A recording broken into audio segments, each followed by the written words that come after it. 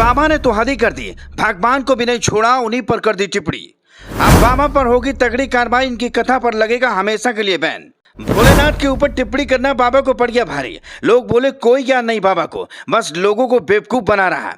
एक कथा का 1 लाख रुपए लेते हैं महाराज, और ज्ञान अंगूठा टेक वाला भी नहीं। भोले बाबा को बता दिया श्री कृष्ण का साला।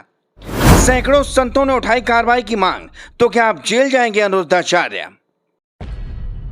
कथावाचक अनिरुद्धाचार्य की बकलोली दिन ब दिन बढ़ती जा रही है। अब तक तो सिर्फ इंसानों और जानवरों पर ही अपने ज्ञान का गड़े चलाते थे, लेकिन अब तो इन्होंने भगवान को भी अपने ज्ञान के पिटारे में कैद कर लिया।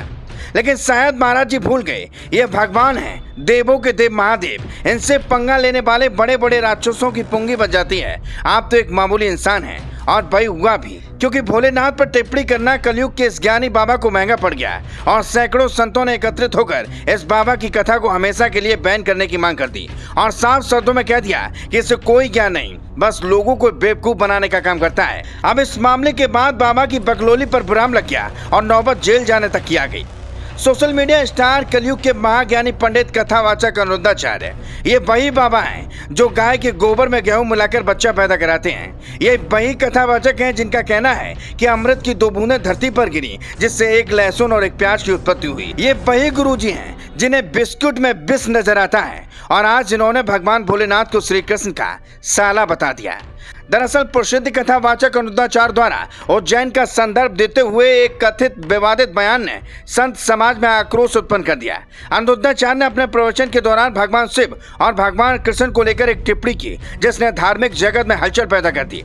वहीं मथुरा के संतों ने इस बयान की निंदा करते हुए कथावाचक पर गंभीर आरोप लगाए और उनके प्रवचनों को बंद कराने की मांग कर दी।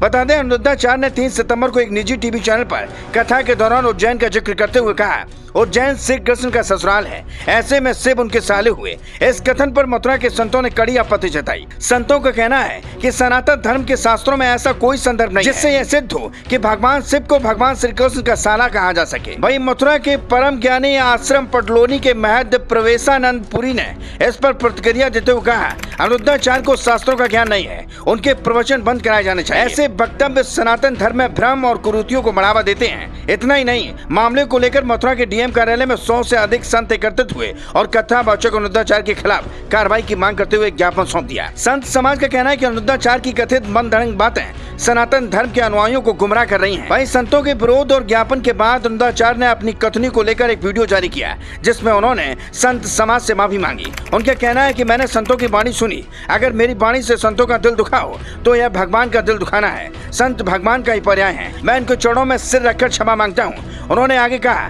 अगर भगवान शिव के बारे में कुछ कहा है तो वह मेरी जानकारी में नहीं है। भगवान शिव हम सबके आराध्य हैं, और हरि तथा हर के बीच भेदभाव करना पाप है। मैं सबका दास हूँ, मुझे क्षमा करें।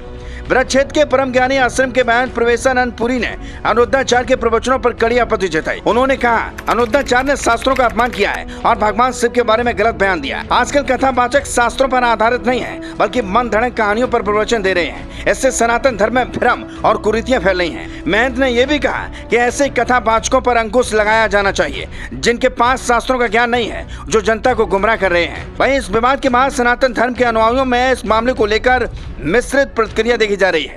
कई लोग संत समाज का समर्थन कर रहे हैं, जबकि कुछ अनिरुद्धाचार्य के माफी मांगने के बाद उन्हें क्षमा करने के पक्ष में हैं। पर ऐसे में सवाल ये कि जब बाबा को ज्ञान नहीं है तो फिर क्यों मन धड़क कहानियां बनाकर लोगों की आस्था के साथ खिलवाड़ कर रहे हैं? Bureau report.